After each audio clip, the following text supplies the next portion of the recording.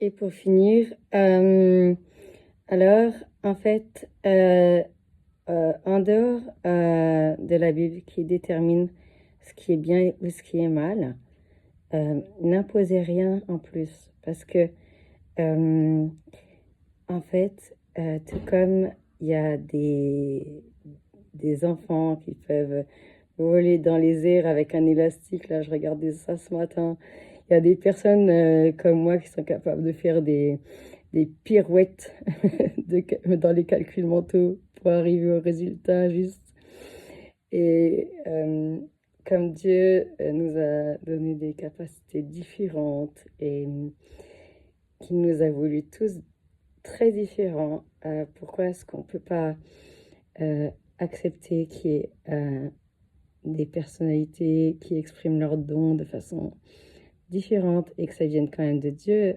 Moi, j'aime beaucoup le final du deuxième épisode de Sister Act, où bah, de base, il devait chanter et danser avec le même costume. Et puis, la prof, elle comprend maintenant, en fait, il faut qu'ils soient eux-mêmes, en fait.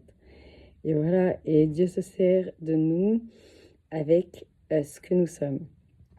Et ce que j'ai une amie très chère à moi qui m'a dit, tu sais Sandra, Dieu se sert même de nos défauts. Alors on va pas faire exprès d'en avoir pour que Dieu se glorifie évidemment dans nos défauts, mais c'est quand même vrai.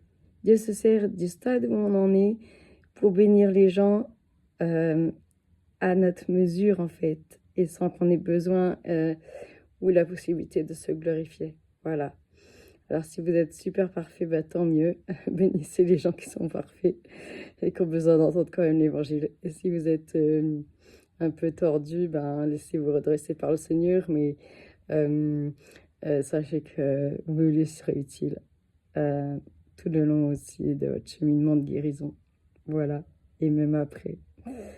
Gloire soit rendue à Dieu et pas à nous. Bisous.